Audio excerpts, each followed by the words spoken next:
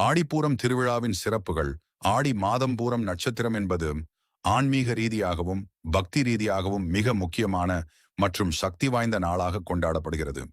இந்த சிறப்பு நாளின் முக்கிய அம்சங்கள் பின்வருமாறு. 1. ஆண்டாள் அவதார திருநாள். வைணவ பெருங்காப்பியமான திருப்பாவையை அருளிய ஆண்டாள் நாச்சியார் அவதரித்த திருநட்சத்திரம் ஆடிப்பூரமாகும்.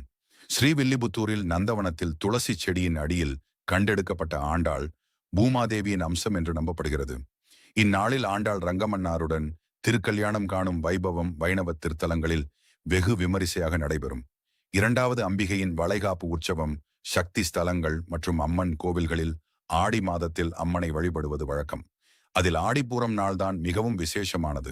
இந்நாளில் அனைத்து சக்தி ஸ்தலங்களிலும் அம்மனுக்கு சிறப்பு அபிவேகங்களும் வளைகாப்பு உற்சவமும் சீமந்தம் நடத்தப்படும்.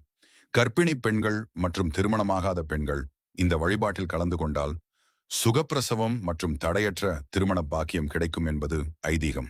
3. தாய்மை சக்தியை போற்றும் நாள். பூரம் நட்சத்திரம் என்பது காதலுக்கும் செழிப்புக்கும் உரிய சுக்கிரனின் ஆதிக்கம் பெற்ற நட்சத்திரமாகும். பிரபஞ்சத்தின் தாயாக விளங்கும் சக்தியின் அம்மனின் கருணையை பெறும் நாளாகவும் அகில உலகத்திற்கும் தாய்மையின் மகத்துவத்தை உணர்த்தும் நாளாகவும் இது போற்றப்படுகிறது. வழிபாட்டு முறைகள். ஆண்டாள் தரிசனம். அருகில் உள்ள விஷ்ணு கோவில்களுக்கு சென்று ஆண்டாளை வழிபடுதல் மற்றும் சூடி கொடுத்த சுடற்கொடி நாச்சியாரை நினைத்து துதித்தல். அம்மன் வழிபாடு. அருகில் உள்ள அம்மன் கோவிலுக்கு சென்று மஞ்சள் குங்குமம் வளைகளுடன் கூடிய சீர்வரிசையை கொடுத்து அம்மனை வழிபடுதல். தான தர்மங்கள். ஏழை எளியோருக்கு அன்னதானம் வழங்குவதும் சுமங்கலி பெண்களுக்கு பூ மஞ்சள் குங்குமம் வழங்குவதும் நற்பலன்களை தரும்.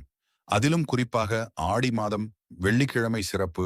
அதிலும் பூரம் நட்சத்திரமும் கூடிய 3ஆம் பிறையான திருதியை திதி நாளை மாலை 6:48 மாலை முதல் வருகிறது ஆரம்பமாகிறது. இந்த குறிப்பிட்ட நேரத்தில் அம்மன் வழிபாடு மிகவும் சிறப்பு.